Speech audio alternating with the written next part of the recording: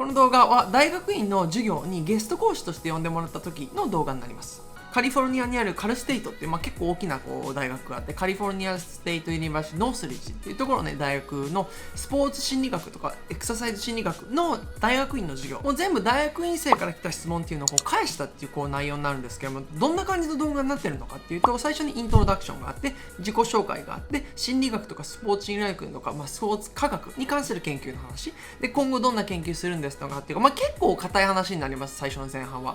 で、その後 e スポーツとか、文化差の話とか、その後面白いんですけど、学生が僕の論文のミスを見つけるっていう課題みたいなのがあったらしくて、どんなミスがあったのかっていうので、最後は栄養学の話です。なので、結構長い動画なので、興味があるところだけ聞いてもらってもいいし、大学院チャレンジじゃないですけど、どんだけね、理解できるのかっていうのを試してもらってもいいんじゃないかなと思います。大学生として留学したいっていう場合は、結構この前半っていうのは、ちょっと本当にお堅い3年生とか4年生だったらあり得る内容になります。でも英語はどれぐらいできるのかなとか、スポーツ科学の話聞いてみたいなっていう場合であったらね、頑張って聞いてみてください。コメント欄からみんな大学生、また大学院生を考えてるのか、またスポーツ心理学を勉強するのかとか、本当スポーツ科学とか、本当全く違うことを勉強するのかとかね、勉強する内容であったりとか、どこの大学を考えてるのかなっていうのをね、コメント欄から残していただけるね、僕どんな人が見てるのかなっていうのはすごい興味があるので、またそれにね、コメントをするっていうのを楽しみにしてます。またこんなアメリカの授業っていう雰囲気もね、知りたいっていう場合はね、コメント欄からそれも教えてください。で、それでね、結構ね、コメントが多そうだったら、またこんな動画っていうのをね、たまには投稿したいかなと思ってます。それでは皆さん、英語大変かもしれないですが、頑張って聞いてみてください。Talk to you soon. Okay, we're recording. All right, welcome everyone to our Zoom. Hiro is here. I think I'll just let him start out and introduce himself, who he is, and we'll get into the research study that you guys all read very carefully this week. And he's ready to answer questions. So we'll talk about that. And then I have a couple of other topics. He and I have worked together a little bit. So at the end, we can talk a little bit, go off the script a little bit too, if we want. If you guys want to jump in at any time, you can. But I'll also try to structure it here with the questions that you submitted. And so that's the plan. So Hiro, go ahead and introduce yourself.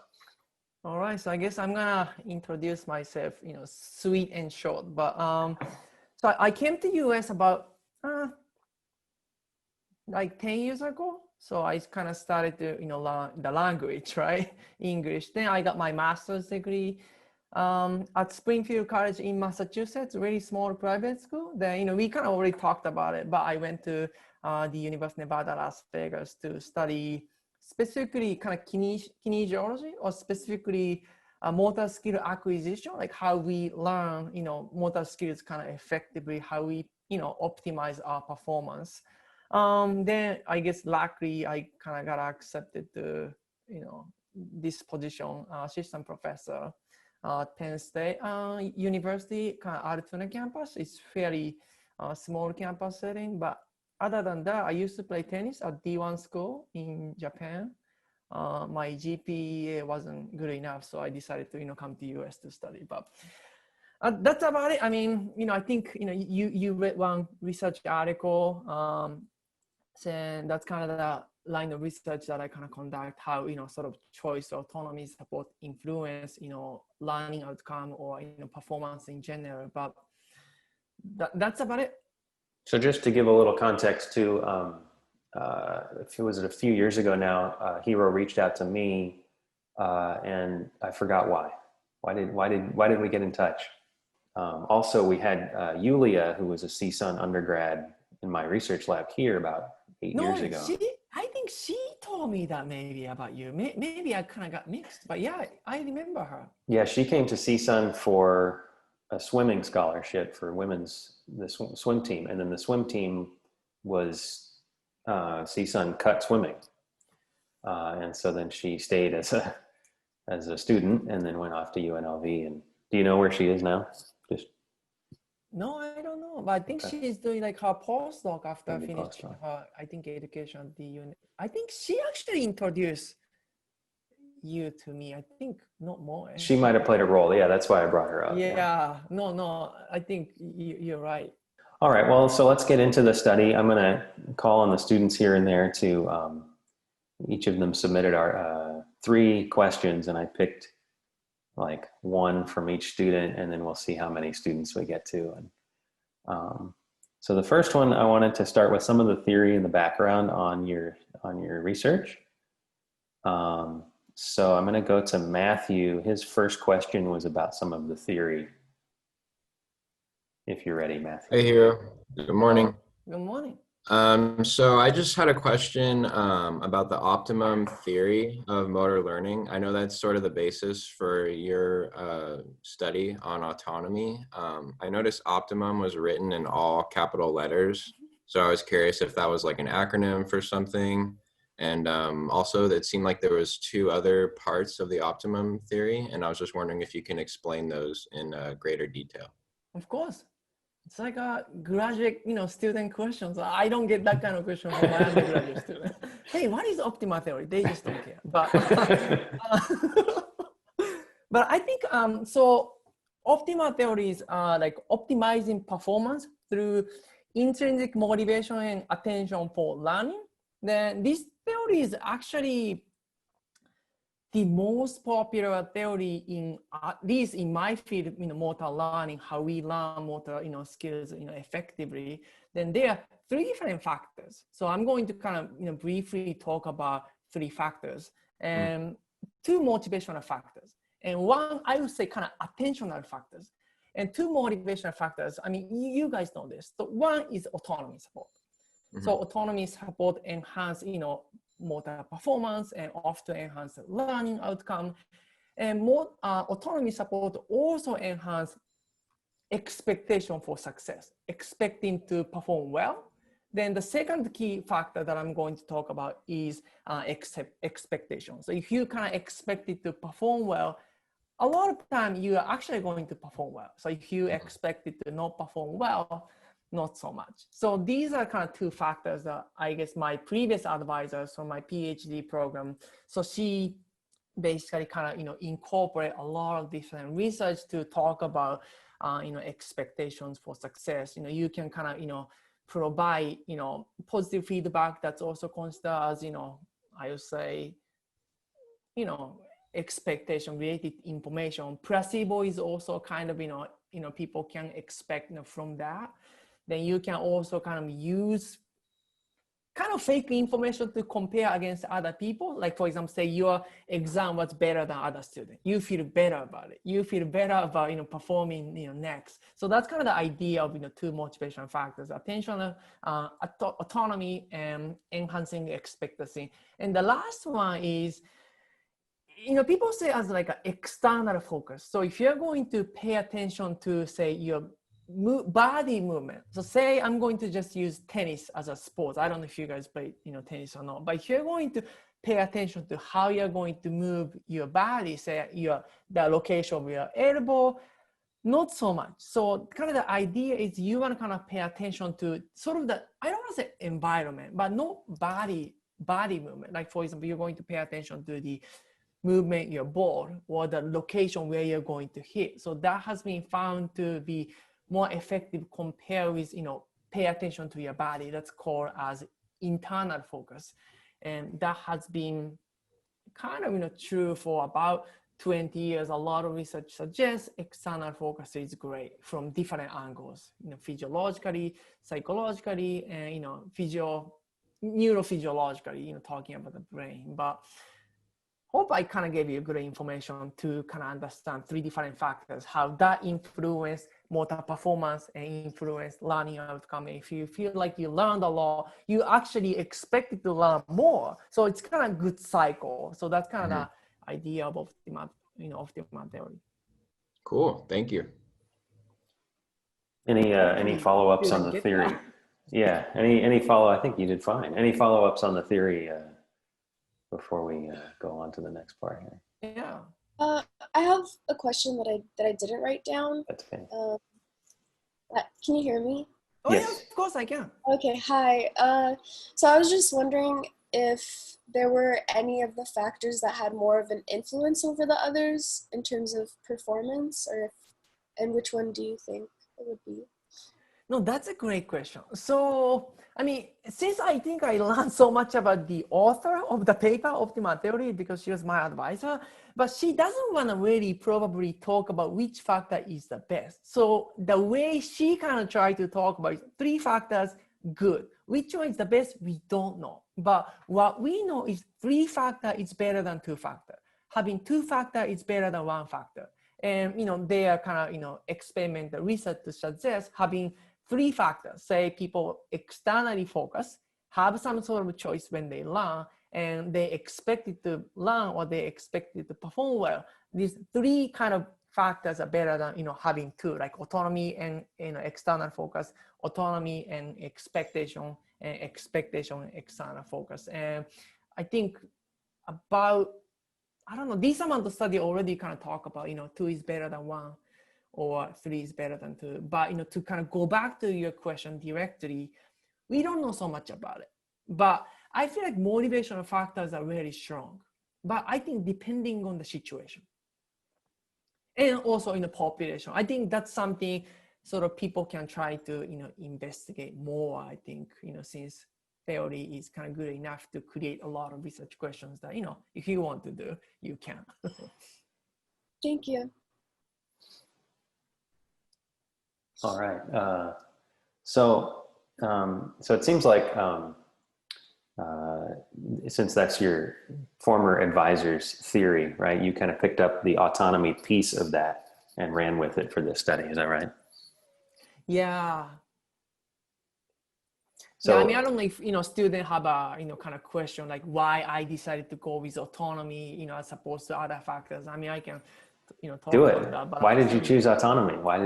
What's the reason? So good question. So I guess I should maybe briefly talk about the difference between motor performance and motor learning. So motor performance, say I'm going to give you guys choice and you perform something to see if your performance is going to be improved or not. So for us to measure learning outcome, we always need to include like a retention test, which is usually performed, say 2 days later or 1 week later to see, 2 different conditions, how that influence, learning outcome, which means performance on different day. It's sort of like exam. You learn something, when you have exam, you try to show what you learn. And if you did a good job, professor consider you as a great learner. So 3 different factors, and I could look at performance and also learning outcome. But what we didn't really know at that time was autonomy and also performance. So that's why I wanted to focus on sort of this particular area, autonomy and motivation, as opposed to other 2 factors and also, motor learning piece, because I feel like we already knew so much about, again, learning, not so much performance. I didn't know so much about. So yeah, because I'm assuming some of you guys are going to PhD, or maybe not. Maybe some of you say hell no, but you kind of want to do some, I don't know. People say original research. So I mean, I kind of wanted to graduate. That's pretty much the reason behind it, to conduct research. But that's the area that I could clearly see I could do something about it. That's it. Sort of pausing to allow the organic questions, like Jaslyn had one just now, to come in, and but I also have the next one on the list, so we can go to that one. Okay, so the next one, so then transitioning for this particular study to how you chose your sample, who to study. Luis had a question. Luis, it's your second one, if you're not mad at me for my earlier comment. Your second one on the participants. Got it. Hi, Euro. Let me just find my question. Sure. Yeah, I see you from here, like on my screen. So, in the paper, you mentioned participants were unaware of the purpose of the study and they were volunteers, but there was no mention of their athletic background. Do you remember where the sample was collected from, and if any of the participants included aerobic exercise as part of the daily routines? No, that's excellent question. I also remember I actually got this kind of question from I think reviewer when I published the paper. But so I actually don't have much sort of background information about sort of, particular, exercise they did in the past. So the reason why I didn't really use a lot of factors where I asked people to perform VO2 max test, that basically gave me idea of they are in good shape or not so much. I mean, specifically they have physiological high capacity or not. Then I use that to make two different groups, equally, in terms of physiological capacity. So that's why not so much. But for example, some people had really great performance, and after that, I, ask, after day two, hey, did you do some kind of sports? And I played lacrosse or soccer. They kind of gave me all the detail after that. But I didn't really record. I don't know much about it. But people who didn't do anything, their VO2 max is really, really low. So that's why second day, like 65% of their maximum running speed is sort of like a slow speed, but matched to individual. So, but not so much. I gave extra credit, and people who wanted to participate could participate. I guess as a follow-up question, so you kind of mentioned that a few of them like play lacrosse or may have had some experience. I'm not exactly sure like what group they ended up in, but if the ones that did have athletic experience, whether in sports or running or whatever, ended up in the choice group, do you think their previous athletic experience might have influenced, how they kind of reacted to the experiment? No, that's great question. I mean, I know you guys, wonderful graduate student. I mean, I think maybe it's expected, but we're really. overwhelming you with our intelligence so far. No, that's a great, that's a great question. I really don't get that kind of question from my student, but no, hopefully not listening. They're great student, by the way, but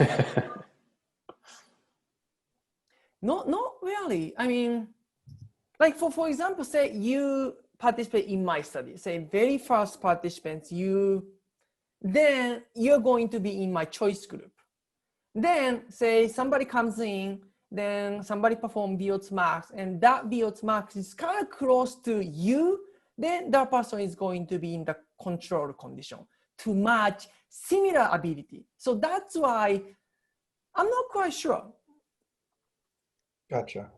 No, because I was a little, sorry, I don't want to keep on ranting on. I was just a little curious just because, so when I was going through the participants, I noticed you mentioned that it was quasi-randomized and it was by gender.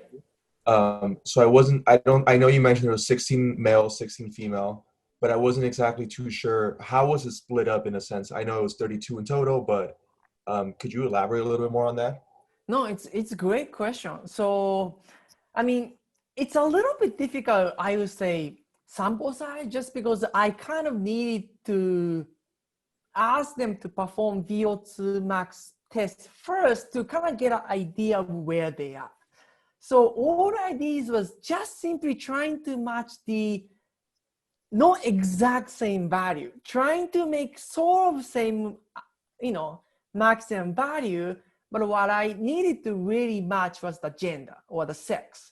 So male always pair up with male and same as female, but other than that, not so much. But when you take a look at the, overall average between two groups, no difference between the two. So that's what I kind of needed to get, for the sake of making the pair safe, equal. But other than that, not really. Like for example, if I had, one participant, I was hoping to make that person into control group just because I have one more participant more for the control. But say VO2 max is really high and the second one is really, really low, then I kind of needed to put that person under choice again. That's why it was a little bit difficult to match that because I sort of didn't know anything about how they perform, but try to match that. But kind of to go back to your question, 16 and 16, I did not try to control that. It just randomly somehow 16 and 16. I thought that was nice, but I did not. Usually I have a lot of more female students than male just because, I don't know, they like to get extra credit, I guess. No, that makes sense. Here, I have a related question. I was wondering, what if you had told the choice group that they were going to perform better than the control group? And that kind of goes with the optimal theory. Like the second one is enhance expectations for future performance. So it's kind of like you're telling them you're going to do better because you're getting a choice. Do you think that would have made a difference between a choice group and a control group? Again, great question. So I have to say, that's something I'm kind of curious to see. So say you chose something, then I'm going to say, well, that's a great choice. I think you're going to perform. That's a little bit different than just having only choice itself, right? So based on that theory, I expect, people who get to choose, but right after they chose, they are told, wow, that's a great choice. Then, say some sort of reason. I expect, they perform better, but I just don't know if we are really going to see, from physiological angle, just because maybe tiny difference between two. But theoretically, yes, people like to be told, wow, the choice you made was great. Okay. All right. Thank you. Well, on that same note, what do you think about like lowering their expectations, right? Like kind of what you said, like they make a choice, you'd be like, oh, you're gonna pick that? Oh, do you think like going that route would like have any effects on the results? No, that's a great question.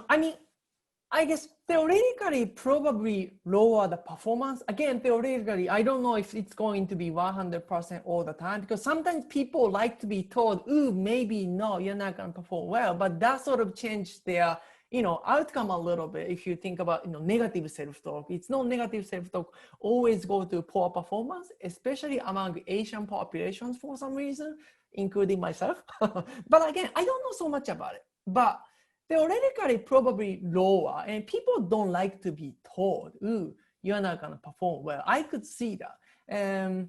Like if I'm going to specifically talk about, enhancing expectancy type of research, since two of you guys asked, I can kind of talk about one study that I thought it's kind of interesting to kind of, introduce. So there are two different groups, exactly same condition, like two groups, they perform VO2 maxes. Then day two, when they were running, one group, they were told, wow, you're running great, you're looking good, you look relaxed. They actually had a lower oxygen consumption at the same intensity, meaning that they use less oxygen to do the same amount of work. So you can say it's a little bit more effective or efficient. So kind of same as my study, but positive feedback seems like, enhance performance in some ways. Hiro is manipulating all of you guys right now by complimenting you on your good questions. Positive feedback. That's right. We were talking a little bit beforehand too about power analysis in general, and some of you guys might be asked to run those for your thesis, for example. And I was just telling Hiro that I'm not a huge fan of power analyses, because I feel like what is a big enough sample is sort of a subjective question, like should the p-value be compared to 0.05? It's sort of subjective a little bit. So if you're asked in your thesis process to run a power analysis, then just tell your advisor, hey, Dr. Otten doesn't really like power analyses. You should talk to him, and then you might not have to do it. Okay, cool.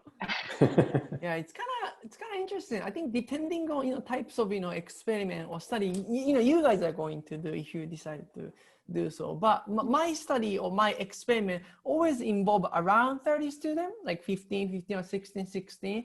Then not many people, I guess. So that's why reviewer often say, "Ooh, sample size is small. Why?" I kind of have to back it up to make them feel happy. Yeah, exactly. Because I remember this was also always my, I don't know, this was something I always wondered about when reading research on cognitive psych also.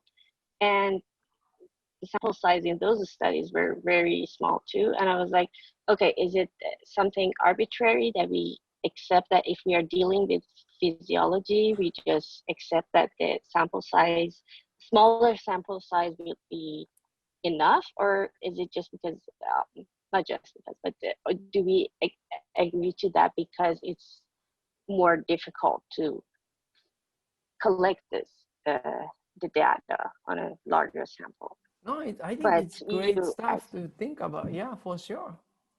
Yeah, like But cognitive thank you for your science, neurophysiology, they tend to have a lot less sample size. I think 32 might be big for them because Yeah. amount of time they need to spend to collect data using, EEG or all that kind of complicated stuff. I think not feasible. Okay, thank you. So Hiro, you had mentioned that these people were running for a long amount of time. Like, let's say you're running for 20 minutes, but what if that changes to I want to test their 100-meter dash, and they're just coming in and they're looking at would you want to change their picture, right? Because they're looking at something that's calming them down for 20 minutes, so it's more subdued. But if you want to do something that's like a test of strength or a test of like optimum put out, max speed, would you want to vary that picture up, right, and make something that's a little more aggressive or more intense, or kind of play with that kind of aspect of the test? Yeah, I mean, it kind of, of course, if I didn't conduct the research, I don't know what the finding is going to be. But I guess I try to choose task that's like say if it's 100 sprinting, that's like one-time opportunity. If you messed up at the beginning, you don't do well, right? So that's why I try to say create situation where they're actually going to perform for longer time, or they're going to perform, say, a lot of trials. If it's throwing, so 100-meter one time could be vary depending on how they start. Or I think a lot of external factors influence. And I mean, theoretically, I think I like to say if they choose, yes, but I don't know if I'm going to see the difference between them. But for example, if I ask you, hey, there are two different turfs, which one do you want to run? Then you get to choose, but the other half don't get to choose. I'm going to tell them, hey, you're going to run here, or you have to run here. They might not really appreciate the fact that like they could run here, but why you tell me you have to run here? I don't know if I'm going to see the difference, but I could see from psychological standpoint, people who don't get to choose don't like that. Transition us a little bit towards just the implications of the study rather than the details of the actual experiment. And so I wanted to go to Taylor and Taylor's second question, if you're ready. So from the article, it's clear that autonomy and choice raise dopamine levels. And it's also clear that dopamine is important for performance. So from your article, can we kind of extrapolate the findings beyond autonomy and running and say that anything that raises dopamine will boost performance? And can athletes take a dopamine supplement, and will that enhance performance?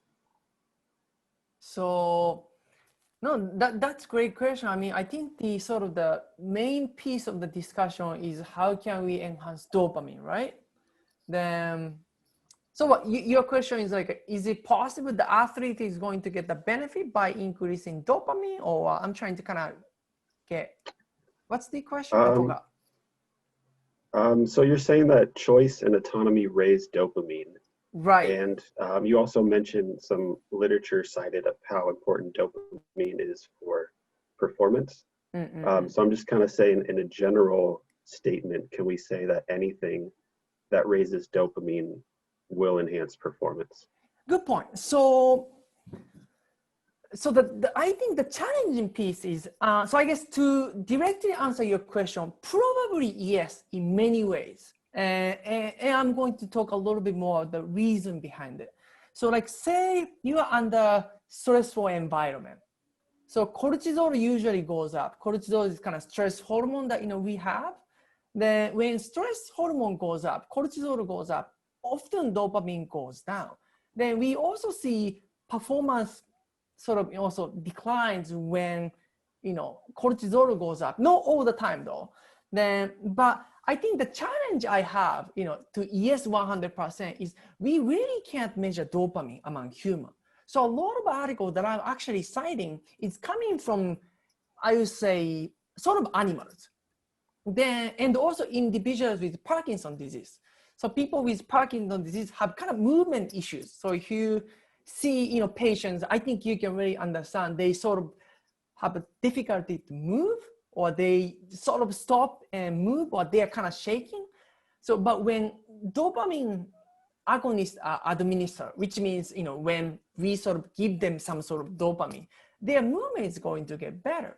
So that's why we think having more dopamine is good. So that's why, kind of going back to your question, or I get the answer, probably yes. We want to create a situation where dopamines are going to be enhanced, because there are other studies to suggest when we have a more dopamine response, our reaction time is going to be faster. So with that, if you think about sports in general, faster reaction time is usually good, right? So that's why I want to say yes, but I really want to be careful about that, because a lot of findings are coming from sort of not really humans. So do you think taking a dopamine supplement would potentially be a performance enhancing drug in a sense? I feel like you just like a baseball hitter is just going to take it, and then they're suddenly going to be the MVP the next year.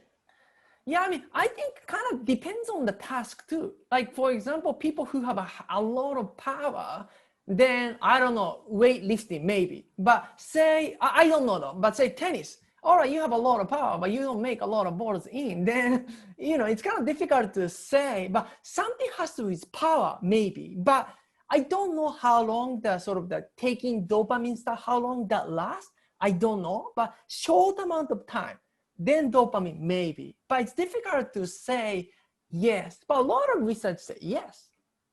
That kind of leads into one of the questions I had, as far as I looked into some mindfulness research. I don't that's kind of what I'm into. I don't know if you're familiar with mindfulness, but something I looked into after reading your article was mindfulness and the brain, right? Because your article said that, yeah, because that dopamine level rises, it kind of suppresses beta activity, right? Which prepares the body for action and whatnot. So I found an article that said that mindfulness actually does enhance dopamine, right? However, it was kind of contradictory, right? Because your article, or what you cited, was saying, the dopamine suppresses beta activity, getting you ready for action, right? Whereas mindfulness, in the actual practice of meditation, yeah, your dopamine levels are high, but you're less motivated to do action, right? So I was wondering if maybe if somebody were to engage in some sort of mindfulness meditation exercise before having a choice, do you see that as a way of kind of an additive to autonomy support, mindfulness as an additive? How do you feel about that? Maybe. That's something I haven't really come across, but probably, say if good thing happens, then I think more good thing is good. So probably sort of combination of two factors might be better than one factor. I could see that, but you have a great research topic for your master's project. There you go. Let's see. So let me go to, just a couple more questions. I have one too on extending the findings. Where do we go from here with autonomy research? Yes, I'm here. Let me go ahead and ask it. So one thing that I was wondering after reading this research was how we could expand this topic of autonomy to other fields. So I guess my question is, if you were to expand this concept of autonomy and efficiency to other fields, which one would you choose, Hiro? What a great question. You guys great. So I can give you excellent answer. So I'm actually writing review paper. Then I don't know if that's something motor science or movement science researcher appreciate, but the one field that I'm gonna really pick is esports.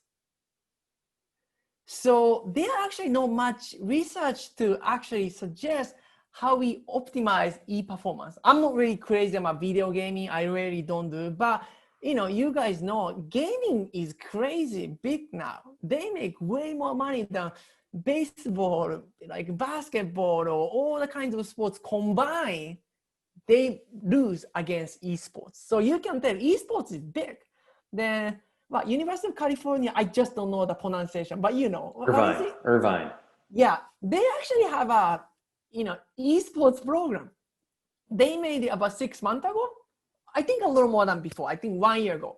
So, but the question is, how do we actually educate people to enhance their esports performance or esports performance? Then I think enhancing expectancy or autonomy kind of comes in to maybe help individual to actually learn or enhance esports performance. I think in general, people usually learn by themselves in nature. But if we have a program to enhance, I think that's going to be changed a little bit. Like sports, we have a coach, but maybe in the near future, esports, I think people have a coach. Then if they have a good understanding of how to optimize, performance in esports specifically, that's good. And then I think the review that I'm writing and then kind of the practical example that I kind of talk about is say, maybe you get to choose, character that you want to use. Although character has no specific skills, but for you to choose what character you want to use might actually enhance learning outcome and enhance performance, as opposed to teacher is going to tell you, you got to use Mario. I hate Mario, let me choose Luigi. I don't know, but that's kind of the idea that I'm actually thinking of, right? Right. Yeah. When you mentioned esports, the autonomy came to mind immediately when it comes to choosing the character you want to choose. Since a lot of video games, competitive video games, give you that option, you get to choose your character. So I was thinking that may be something interesting to study. So thank you for that. Cool. My question is going to be similar or kind of play off of Stephanie. So I'm going to let Stephanie go ahead first and ask her second one on personality, if you're ready. Yeah, hi. I was wondering if personality differences could affect the results, like if they're more anxious or they have a different type of like personality like that, could that affect like the physiological results or the overall results? No, that's again, great question. So, I mean, I don't know, for some reason, I mean, maybe, Mark could give you a little bit different answer, but for some reason, we really don't spend, like sports and exercise psychology field. I feel like we spend less time to figure out how personality influence motor performance. But I'm assuming, yes, maybe some people who get nervous, maybe they get, a lot of benefit by having choices, but people who don't get anxious, maybe don't have, they don't have much value to, to choose. Like, do you guys know the researcher called Sian Beidok? Maybe no. So she's a really big person, like choking under pressure. So it's like, why we messed up. So that's kind of the line of the study. She has complete so much. Now she's the president of, one kind of, private school in New York. But so she also kind of conducted one kind of interesting study. So think about math, okay? Mathematics. Who likes math? I think a lot of people don't, okay? So I think it's fair to say, because we have a term called math phobia in US, right? We don't have it in Japan, but, because we are Asian, but no, just kidding. But so people who get anxious when doing math, right? When they actually write down why they are anxious, they actually perform better, right? Writing journal before taking math test is effective, but it's not effective for people who are not anxious about the math. So that's kind of going back to the question, maybe personality influence, but I think we are really not there yet to see how personality comes into play, when we give choice or when we give some sort of, enhancing expectancy rate feedback. But I can certainly see there's a potential to know a little bit more about, how personality influence. Well, thank you. So, my personality question too. So, basically the question is how do we expect culture to play in? Like, do people in certain cultures maybe appreciate or want autonomy more than others? Anyway, I guess it comes back to my question of, do we think that culture is going to affect how meaningful or how important autonomy is? No, it actually does. I mean, I don't have a specific reference to kind of back up, but actually, like Asian countries, we are sort of okay to be chosen, which means basically you tell me what to do. We are sort of okay with it. But Western countries, say specifically US, I mean, again, don't get offended, but you just don't like to be told. I also don't like to be told, but when I compare the cultural difference between the two, we are sort of okay with it because it's a little bit sometimes difficult for us to choose. So can you just choose for me?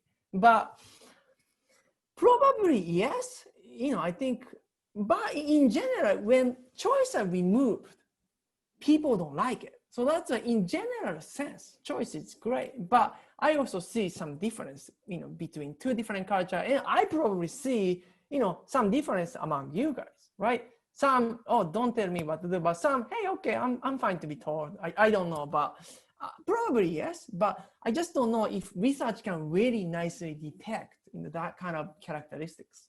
I mean, I think it speaks to individualistic versus collectivistic type of cultures, and we are, collective cultures. We do things what other people are doing, not trying to be crazy. But in US, it's okay to sort of stand up, right? Yeah, and we don't not whatever, US, don't tell us what to do type of attitude, right? Whereas, and I think maybe, that would be something interesting, I think, to look at is that collectivistic attitude and that individualistic attitude and how that plays out with autonomy support.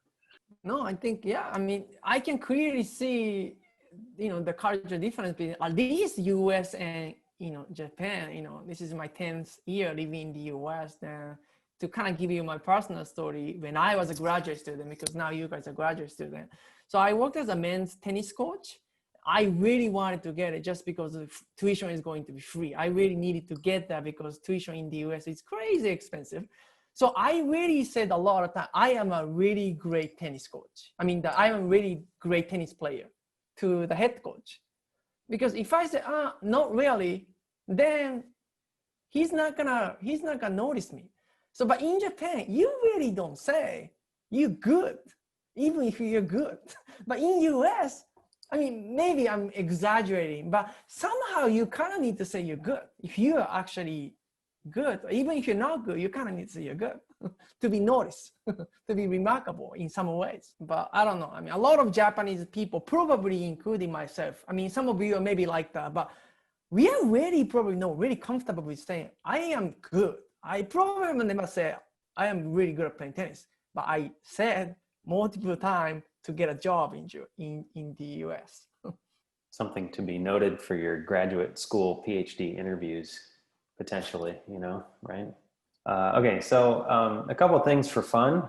First of all, I'm gonna see if I can share my screen here. And I told Hiro that we have a typo challenge. And he was like, you're crazy. But each week that we have a speaker, we're gonna try to find a typo in their article just for fun. And Zach found this one for this week. This is No way. Go ahead. Can you see it here on the screen? Yeah. It's highlighted. It's provided by the American College of Sports Medicine. No way. Wow. No way. We forgive you. No, this is great. That's it?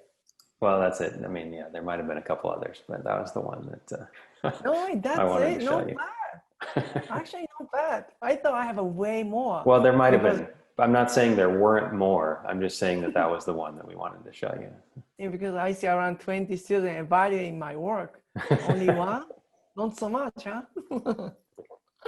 I just told them it's impossible to avoid a typo even in a published study that's been reviewed like 10 times.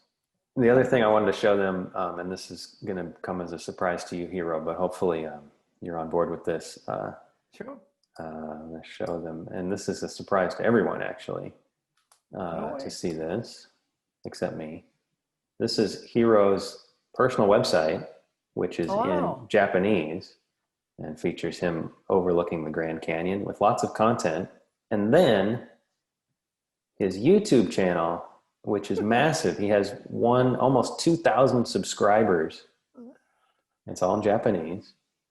And I particularly liked, there was one I don't see it here, but there was one on the GRE that I was looking at recently. I mean, he posted 3 days ago, 1 week ago, 1 week ago. I mean, this is like a lot of content, but I want to pause. We have about 8 minutes left. So I wanted to see if anybody wants to jump in with something before I ask one last one. Yeah, here I'm interested in kind of like the effects of if we know if the field is going into anything with autonomy and nutrition, because the athletes have such varying ways of approaching their preparation, and if the field is even diving into that area yet.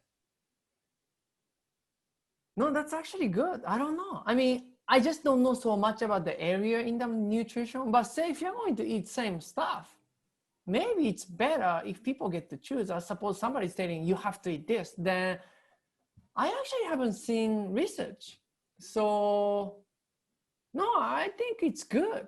You know, I just don't know what kind of effect you're going to get, but I can expect from a psychological standpoint, they will feel a lot more happier to choose what they want to eat. If, you know, nutrition information, well, you know, the ingredients is same, you know, same. It does same for your body, then you want to choose what you want to eat, right? Probably.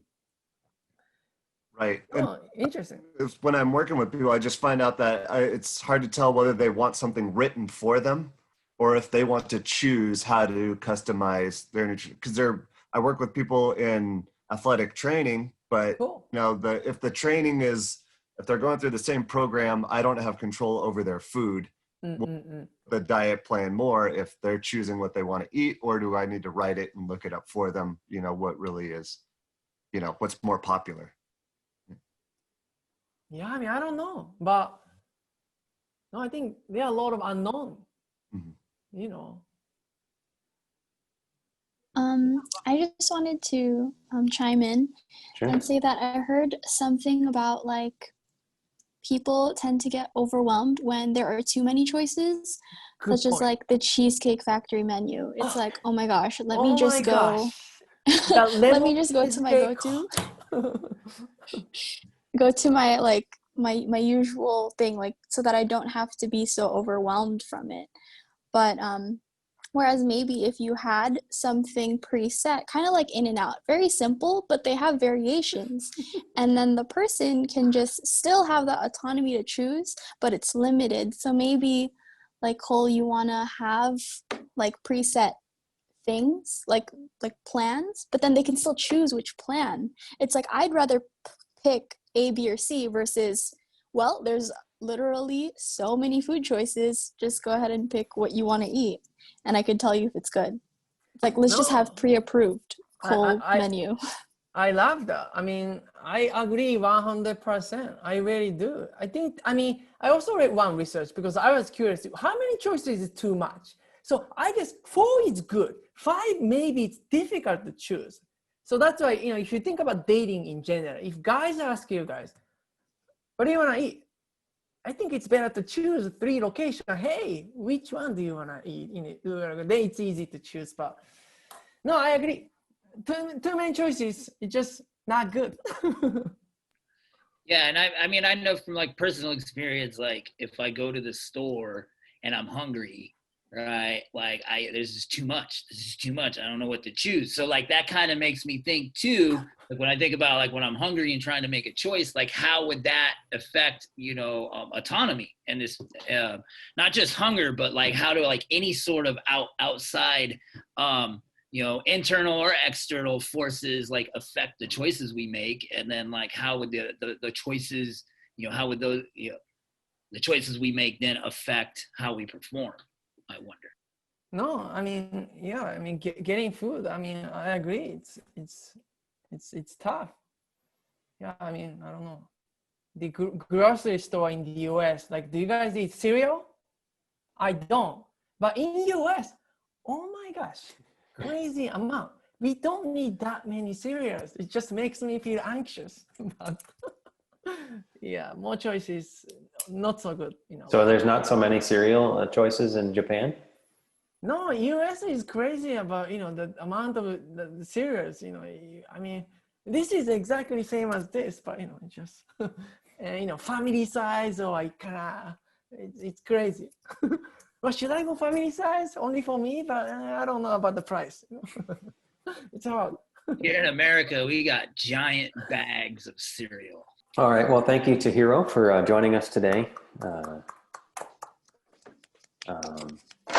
I think so. For me, I can spend a few minutes overtime if you guys want to stick around and hang out for another couple minutes. Hiro, are you on a tight schedule, or can you hang out for a few minutes if people want to